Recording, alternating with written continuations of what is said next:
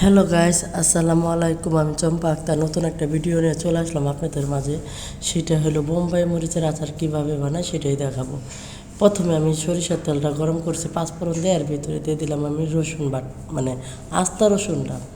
যেহেতু আমি বোম্বাই মরিচের রসুনটা দিলে সবচেয়ে বেশি মজা হয়, আমি প্রত্যেকটা আচারেই কিন্তু রসুনটা দেই।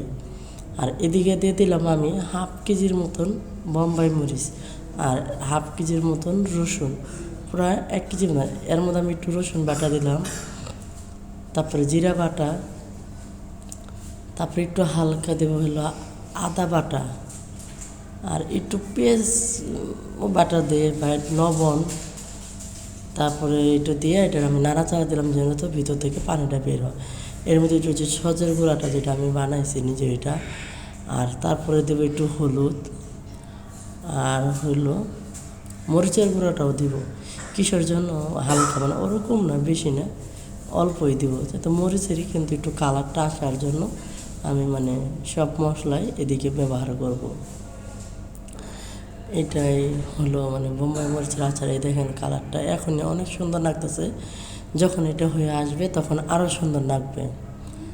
তো এই মুহূর্তে আমি দিয়ে দেবো তেঁতুলের কাতটা আমি মানে মাখায় রেখে দিয়েছি। এই যে একটু টকটক, শুধু ঝাল লাগলে কিন্তু ভালো লাগবে না, এই জন্য একটু তেঁতুলও দিয়ে দিলাম। আমি শুধু ঝালও বানাই, কিন্তু এতে আমি তেঁতুলটা দিলাম কিসের জন্য? একটু হালকা, একটু টক ঝাল মিষ্টি এরকমটা লাগবে, সেটা ভালো লাগবে।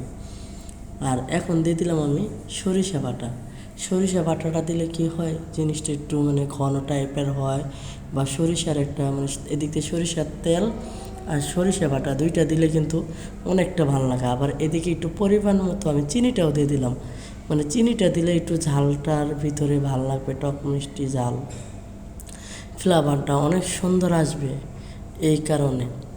তো তারপরে একটু বিট লবণ এগুলাই দিব। আরেকটা বিষয় হলো কি, আমি এখন পর্যন্ত গ্রিন নাইফেই ভর্তি আছে আমার বাচ্চা মা ও আমার বাবাকে নিয়ে। এটা আমি পাঁচফোড়ন গুঁড়া দিলাম। তো আপনারা বেশি বেশি করে আমার বাপ মার জন্য বা আমার সন্তানের জন্য দোয়া করবেন, আল্লাহ যেন তাদেরকে সুস্থ করে আমি যেন তাড়াতাড়ি বাসায় নিয়ে যেতে পারি। এটা মানে আমার আপনাদের কাছে রিকোয়েস্ট থাকলো। আর এটা হইলো বড়োর আচারটা আমি দেখাইতে পারিনি, আমি এটা আগেই দিয়েছিলাম। এটা আমি নাশ করবো, আমি জাল মানে কয়েকটা স্টোভে জাল দিতে হয়, তো নাহলে আচারটা আসলে থাকে না। তো এইটা আমার মানে আস্থা আছে, আর কিছু ভেঙে গেছে, এটা আমার করা শেষ। তা আজকের ভিডিওটা এই পর্যন্তই। ভালো থাকেন, সুস্থ থাকেন, দোয়া করেন আমার বাপ মা বা আমার সন্তানের জন্য, আর লাইক কমেন্ট শেয়ার করবেন। আচ্ছা।